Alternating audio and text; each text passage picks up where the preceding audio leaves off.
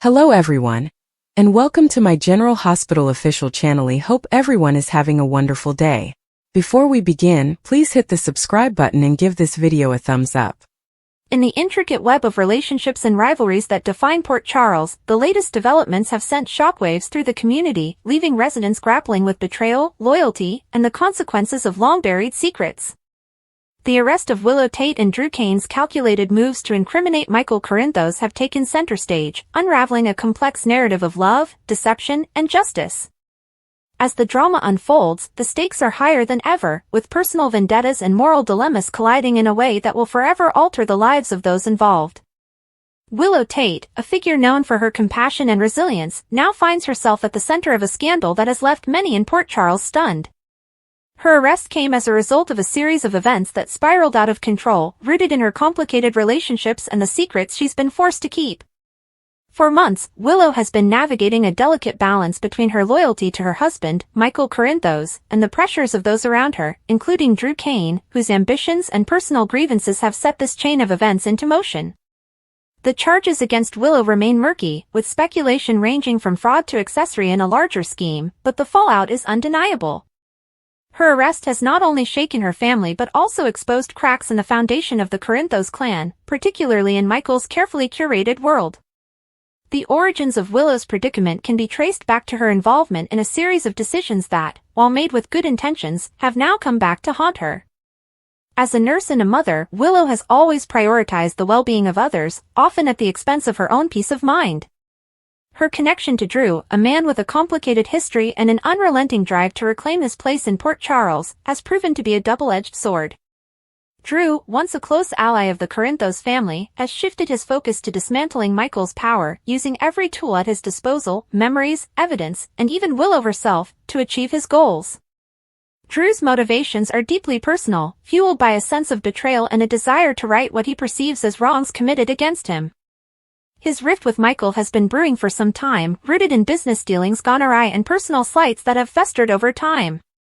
Drew's decision to target Michael is not merely a power play but a calculated act of revenge, one that leverages his intimate knowledge of the Corinthos family's inner workings.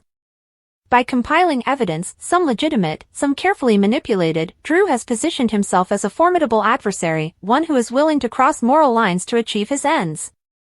The evidence Drew has gathered against Michael is a mix of financial records, intercepted communications, and testimony from those who have crossed paths with the Corinthos heir.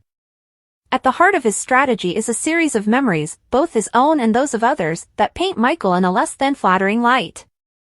These memories, whether accurate or distorted, have been weaponized to create a narrative of corruption and deceit, one that Drew believes will bring Michael to his knees. The specifics of this evidence remain closely guarded, but rumors suggest it involves shady business dealings at ELQ, the Quartermain family's company, where Michael has held significant influence. Willow's arrest, while shocking, is intricately tied to Drew's larger plan. Whether she was an unwitting pawn or a reluctant participant remains unclear, but her involvement has given Drew the leverage he needs to push his agenda forward. The charges against her may be a means to pressure Michael, forcing him to make decisions that could further expose his vulnerabilities.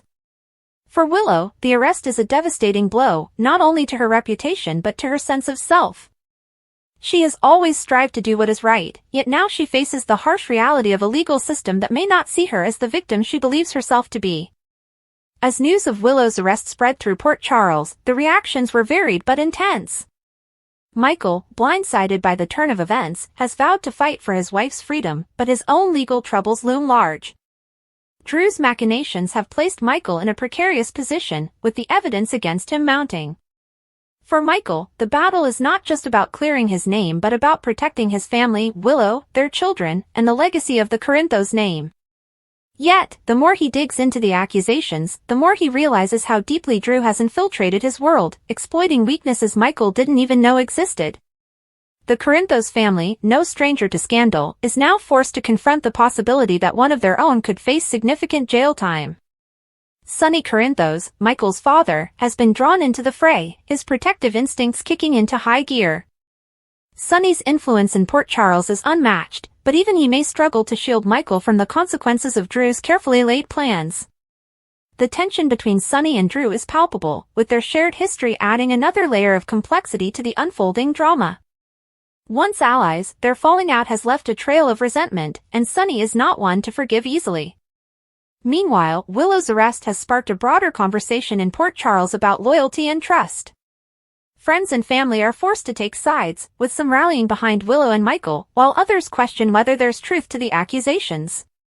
Carly Spencer, Michael's mother, is a fierce defender of her son, but even she cannot ignore the mounting evidence that suggests Michael may have crossed lines he shouldn't have. Carly's own history of bending the rules makes her wary of Drew's tactics, recognizing them as the moves of someone who knows how to play the game all too well. For Willow, the emotional toll of her arrest is compounded by the strain it has placed on her relationships. Her marriage to Michael, once a source of strength, is now being tested in ways neither could have anticipated. The secrets they've kept from each other, whether out of love or fear, are coming to light, threatening to unravel the bond they've worked so hard to build. Willow's faith in those around her is shaken, and she must navigate a path forward while grappling with the possibility that she may have been betrayed by those she trusted most. Drew, for his part, remains steadfast in his pursuit of justice, or what he perceives as justice. His actions are driven by a belief that Michael's power has gone unchecked for too long, and that exposing him will restore balance to Port Charles. Yet, Drew's methods raise questions about his own moral compass. Is he a man seeking redemption, or has he become the very thing he claims to fight against? The residents of Port Charles are divided, with some seeing Drew as a hero and others as a villain willing to destroy lives to achieve his goals. As the legal battles intensify, the ripple effects are felt throughout the community. The Quartermain family, already fractured, is further divided as loyalties are tested. Ned Quartermain, Drew's brother, finds himself caught between supporting his family and questioning Drew's tactics. The ELQ empire, a cornerstone of the Quartermain legacy, is at risk as Michael's involvement in the company comes under scrutiny. The potential fallout could reshape the power dynamics in Port Charles for years to come. For Willow, the path forward is uncertain. Her arrest has thrust her into a world of legal maneuvering and public scrutiny, forcing her to confront the consequences of her choices. As she fights to clear her name, she must also grapple with the knowledge that her actions, however well-intentioned, have contributed to the chaos now engulfing her family. Her strength and resilience will be tested as she navigates the challenges ahead, determined to protect her children and reclaim her life. Michael, meanwhile, is preparing for the fight of his life. The evidence Drew has compiled is formidable, but Michael is no stranger to adversity. With the support of his family and his own determination, he is ready to take on Drew and prove his innocence. Yet, the cost of this battle may be higher than he anticipates, as the truth about his actions, and those of the people around him, comes to light. In Port Charles, where secrets are currency and loyalty is a luxury, the arrest of Willow and Drew's campaign against Michael have set the stage for a dramatic showdown. As alliances shift and truths are revealed, the residents of this tight-knit community must confront the consequences of their choices. For Willow, Michael, and Drew, the road ahead is fraught with challenges, but it is also an opportunity to redefine their futures. Whether they emerge stronger or fall victim to the weight of their own decisions remains to be seen, but one thing is certain, Port Charles will never be the same.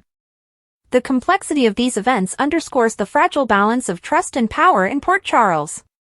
Willow's arrest is not just a personal tragedy but a catalyst for a larger reckoning, one that forces everyone to question their loyalties and their values. Drew's pursuit of Michael, while rooted in personal grievance, has far-reaching implications, threatening to upend the delicate equilibrium of the community. As the legal proceedings move forward, the truth will slowly unravel, revealing not only the facts of the case but the deeper motivations driving each player in this high-stakes game. For now, Willow remains in custody, her fate uncertain as she awaits her day in court. Michael, determined to protect his family, is preparing for a battle that will test his resolve and his resources. Drew, emboldened by his early successes, continues to press his advantage, confident that his plan will bring Michael to justice. Yet, in Port Charles, nothing is ever as simple as it seems. The truth has a way of slipping through the cracks, and the consequences of these events will reverberate for years to come. As the community watches and waits, the drama continues to unfold, with new revelations and unexpected alliances shaping the future.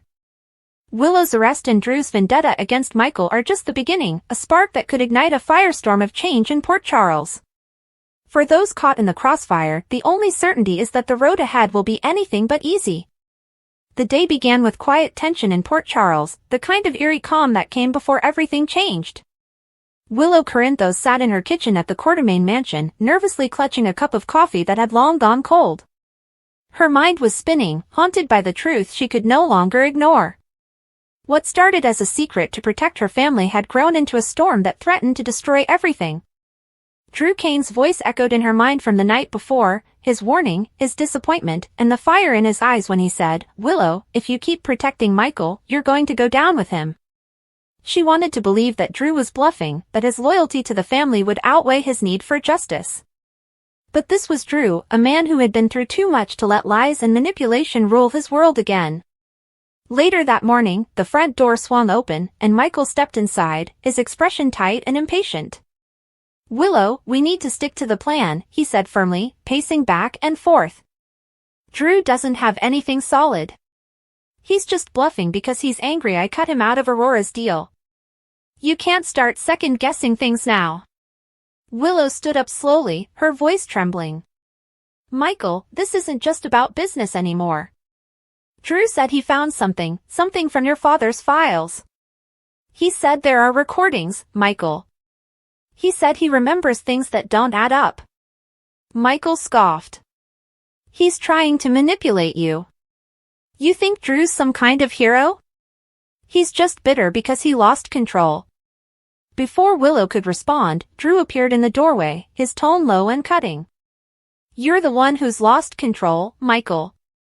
And you're not dragging Willow down with you this time." The air between them snapped like an electric wire. Drew's presence carried weight, a quiet authority that reminded both of them that this wasn't just a family dispute anymore. Michael glared. "You think you can intimidate me, Drew? You're not my father." Drew's eyes hardened. "No, but I was Jason's brother, and he'd be disgusted by what you've become."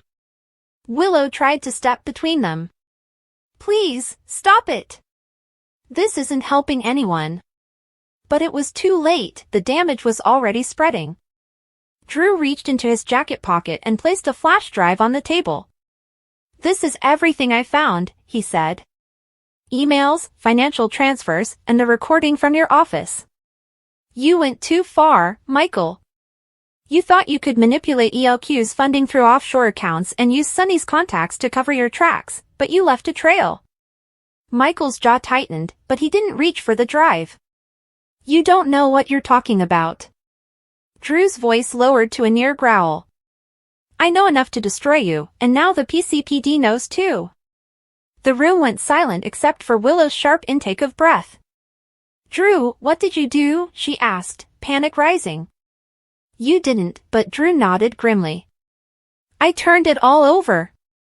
You've been covering for him, Willow. Lying to federal investigators. They know." Michael turned toward her, his voice desperate. "Willow, listen to me. You don't say a word. They can't touch you if you keep quiet." But Willow's eyes filled with tears. "Michael, I can't keep lying. I thought I was protecting our family, but all I've done is make it worse." Moments later, the sound of sirens pierced the stillness. Both Michael and Willow froze as flashing lights appeared through the window. Drew didn't move. "I told you this was coming," he said softly. "You can't buy your way out this time." When the door opened, Detective Chase stepped inside, followed by two uniformed officers. His expression was conflicted but firm.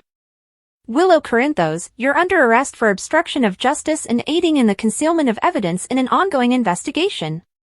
Willow's hands shook as Chase read her rights. "Chase, please, this has to be some kind of mistake," she whispered. "I didn't mean for any of this." Chase's voice softened slightly. "Willow, I'm sorry. You need to come with us." Michael lunged forward. "You can't take her.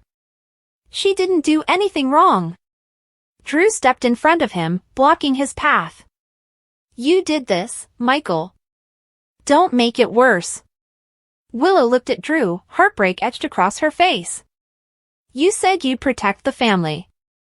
Drew met her eyes, regret in his voice. "I'm protecting what's left of it. At the PCPD, the atmosphere was heavy.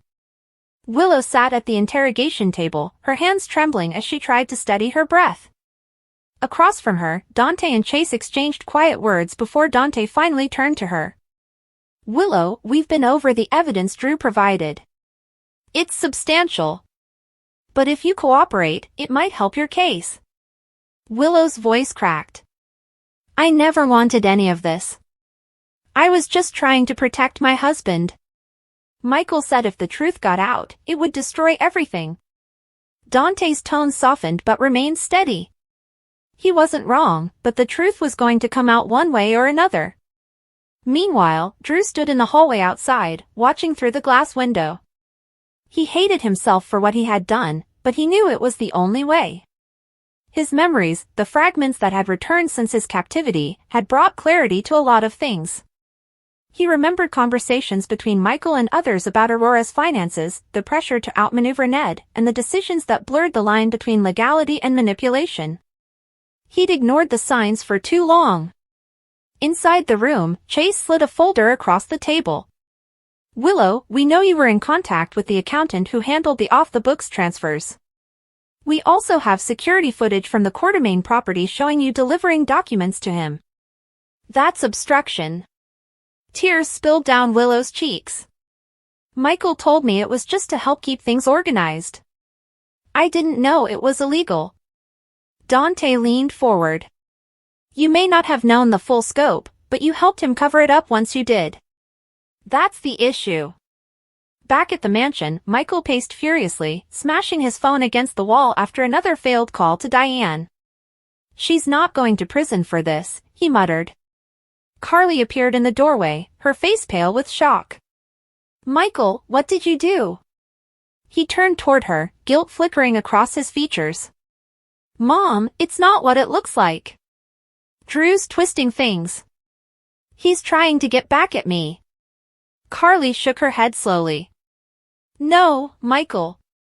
Drew wouldn't have gone to the cops unless he had proof. You need to tell me the truth." Michael's composure cracked. "I just wanted to protect our family. I didn't think it would go this far." Carly's voice trembled. "You've become everything your father fought against. And now Willow's paying the price." Later that night, Drew returned to the Quartermain gatehouse, where he found Michael sitting in the dark, his hands clasped tightly together. "You win," Michael said bitterly. "She's sitting in a cell because of you." Drew exhaled slowly. "No, Michael. She's there because of you. I warned you this would happen. You thought you were untouchable." Michael's voice broke. "You think this makes you a hero? You betrayed your family." Drew shook his head. "I'm saving it. Maybe this will finally make you see that you can't build a future on lies." Over the next few days, the case grew more complicated. The media picked up the story, headlines flashing across every news outlet: Willow Corinthos arrested in ELQ fraud scandal. The Quartermain family was in chaos. Brooke Lynn confronted Drew in the ELQ office, anger flashing in her eyes. "You turned in your own family. What's wrong with you?" Drew's jaw tightened. "I turned in a criminal. That's what's right." Ned quietly agreed, though his expression was somber. "Sometimes the hardest thing to do is the right thing," he said. At the PCPD, Willow's faith began to waver. Sitting alone, she thought about how quickly her world had fallen apart. Michael had promised her safety, love, and honesty, but now all she felt was betrayal. When the door opened and she saw Drew walk in, she didn't know whether to thank him or scream at him. "Why are you here?" she asked softly. Drew hesitated before speaking. "Because I wanted you to know that I'm not letting you take the fall for him. The evidence I gave the police, it doesn't just point to Michael's business crimes. It ties him to the cover-up. The real target is him."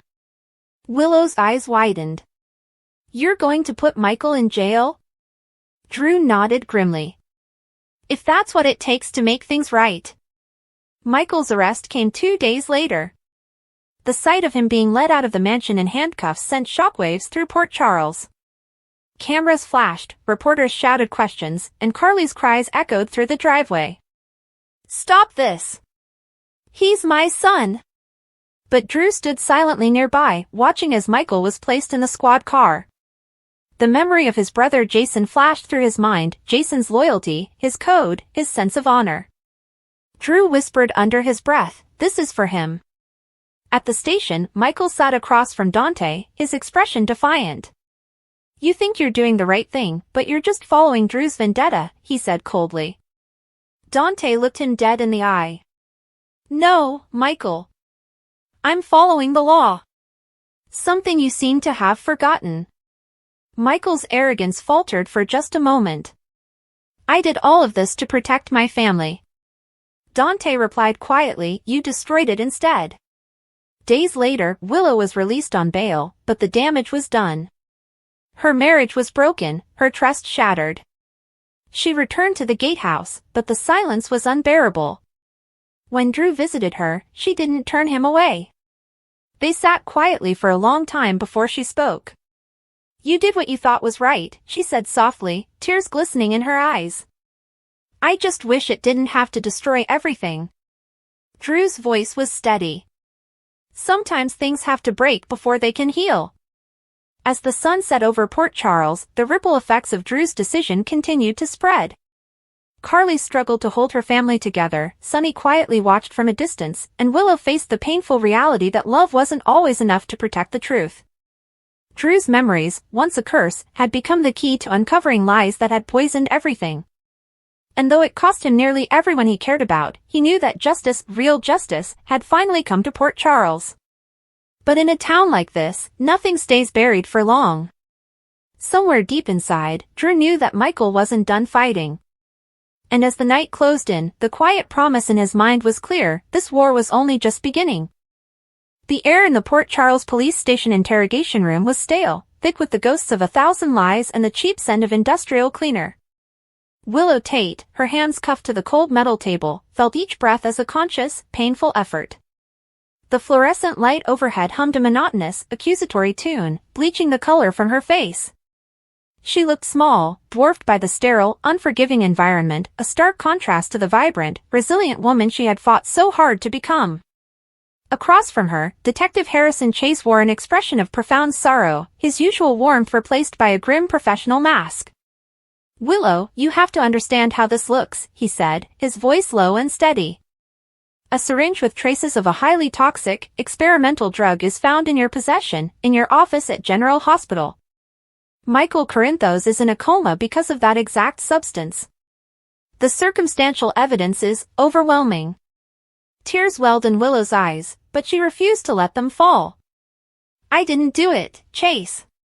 You have to believe me. I would never, ever hurt Michael. I love him. He's the father of my children." Her voice broke on the last word. The thought of Wiley and Amelia growing up without their father, and with their mother in prison, was a physical agony worse than any illness she had ever endured. "I want to believe you, Willow." "I do," Chase insisted, leaning forward, his elbows on the table. "But you were seen arguing with Michael at the Metro Court just hours before he collapsed. Witnesses say it was heated. And your fingerprints are the only ones on the syringe. It was a private matter, a family issue." It wasn't this," she pleaded, her mind racing. The argument felt like a lifetime ago, a stupid, painful clash over how to handle the ever-present threat of Michael's father, Sonny Corinthos. Now, it was being twisted into a motive for attempted murder. The door to the interrogation room opened, and Drew Kane stepped in, his presence immediately altering the room's energy. He was calm, focused, a bastion of quiet strength in the swirling chaos. He placed a reassuring hand on Willow's shoulder before addressing Chase. "She's said all she's going to say without her lawyer present, Detective," Drew stated, his tone leaving no room for argument. "This is a travesty. Willow is a victim here, not a perpetrator." Chase sighed, running a hand through his hair in frustration. "Drew, the evidence is being looked at through the wrong lens," Drew interrupted, his gaze steady. "I'm taking her home. You have nothing to hold her on that can't be explained." "The argument?" A marital disagreement. The fingerprints? She's a nurse, she handles medical equipment all day. The fact that it was found in her office points to a setup, not a confession of guilt. After a tense back and forth, and with the DA's office unwilling to press formal charges without more concrete proof, Chase reluctantly agreed to release Willow. The cuffs were removed, the cold metal leaving angry red marks on her wrists that were nothing compared to the brand of suspicion now seared upon her. As Drew guided a trembling Willow out of the police station and into the waiting car, the cool night air did little to clear the fog of fear and injustice. "They think I did it," she whispered, staring out the window at the blurring city lights. "Everyone is going to think I tried to kill my own husband." Drew's grip on the steering wheel tightened. "No, they won't. Because we are going to find out who really did this. We are going to clear your name, Willow. I promise you." Back at the Quartermain mansion, the atmosphere was a maelstrom of grief and accusation. The grand house, usually a symbol of old-world opulence and family drama, had become a vigil site. Michael lay in a hospital bed set up in the library, surrounded by beeping monitors and the silent, desperate hope of his family. Carly, his mother, sat by his bedside, her face a mask of fury and devastation. Her eyes, red-rimmed from crying, shot daggers at Willow the moment she entered the room. "How dare you show your face here?" Carly spat, rising to her feet. Her body was coiled tight, a spring of maternal rage. "You did this to him. After everything he's done for you, after everything this family has done for you." "Carly, that's enough," Drew said, stepping slightly in front of Willow, shielding her from the verbal onslaught. "Is it?" Carly shot back, her voice trembling. "They found the weapon in her office. She was the last one to see him conscious. She poisoned him. It was planted." Willow cried out, her own composure shattering. "I love Michael. Don't you understand that? He's my life. Your love is putting him in a coma?"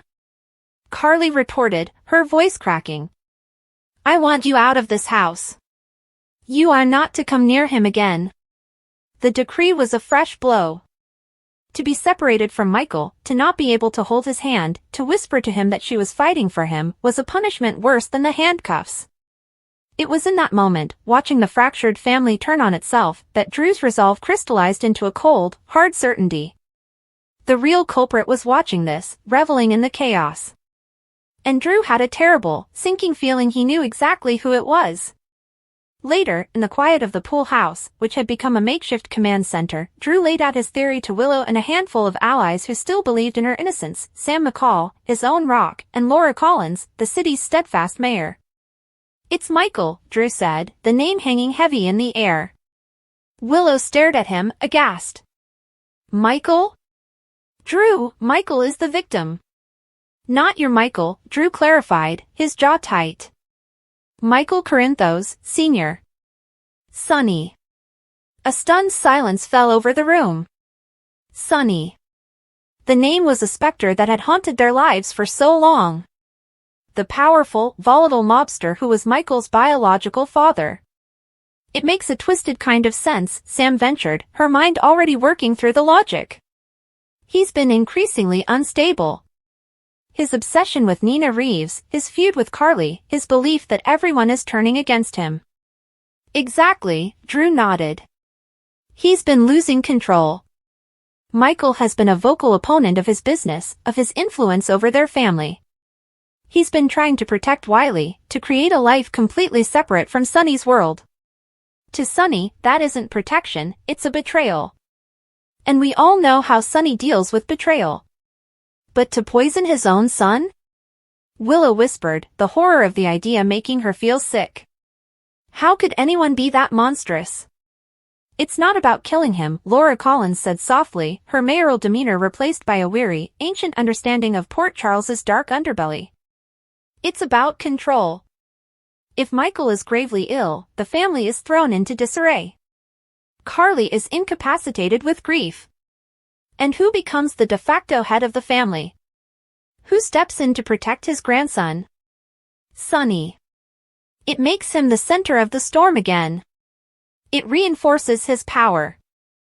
Drew paced the length of the room, the pieces clicking into a horrifying mosaic.